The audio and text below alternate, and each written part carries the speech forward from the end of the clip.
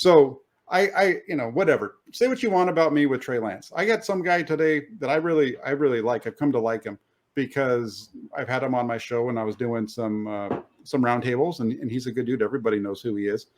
And he says to me, he says on a response to somebody else that Jack is becoming biased against Trey Lance. And I responded back to him because you got to remember last week, after the training camp practices were done in Minnesota, so we're talking like last Thursday night, there was an article that the guy who is biased against Trey Lance wrote that says all arrows are up for Trey Lance.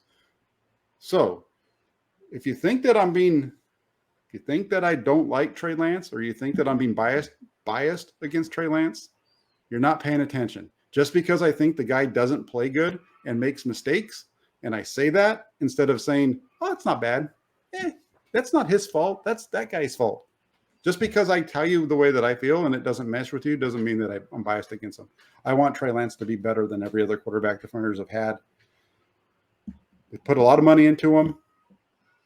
He is 3 first-round picks. Is Trey Lance. We need to stop talking Jimmy Garoppolo as a way to pump up Trey Lance. They didn't give up 3 first-round picks to get Jimmy Garoppolo. It was never about that.